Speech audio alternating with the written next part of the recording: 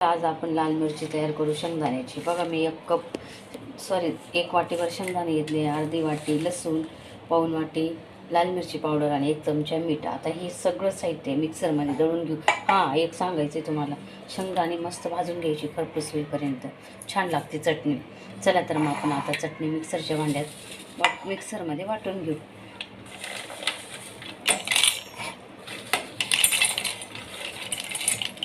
सगळं असं एकत्र टाकायचं भांड्यात आणि मग मस्त ती आपण दळून घ्यायची। पुढं काय करायचं ते तुम्हाला मी सांगतेच। हे बघा सगळं साहित्य असं मिक्सरच्या भांड्यात टाकायचं। आता मस्त दळून घेऊ। ही बघा अशी आवडदोबड दळून घ्यायची आणि आता मस्त गॅसवर तवा ठेवला, तेल गरम करायला ठेवलं। आता मस्त फ्राय करून घेऊ। मग इतकी भारी होती ना, महिनाभर टिकते ती डायरेक्ट। पोळीबरोबर, भाकरीबरोबर, कशाबरोबर मी खाऊ शकतो। जर भाजी नसली तर ही चटणी खूप छान। आता मस्त खरपूस तळून घेऊ। तेच तळून काय फ्राय करू।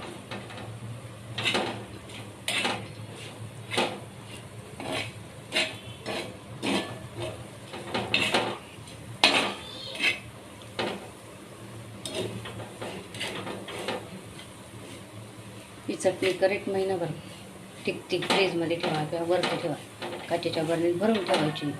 भाजी कमी पडली, भाजी नसली किंवा असली बी आवड आली तर पोळीबरोबर, भाकरीबरोबर खाऊ शकतो। खूप छान लागते। तुम्ही एकदा अशी नक्की बनवून बघा।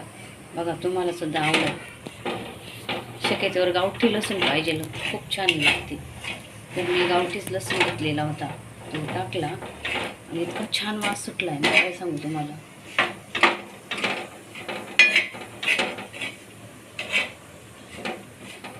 बघा किती सुंदर झाली। बस आता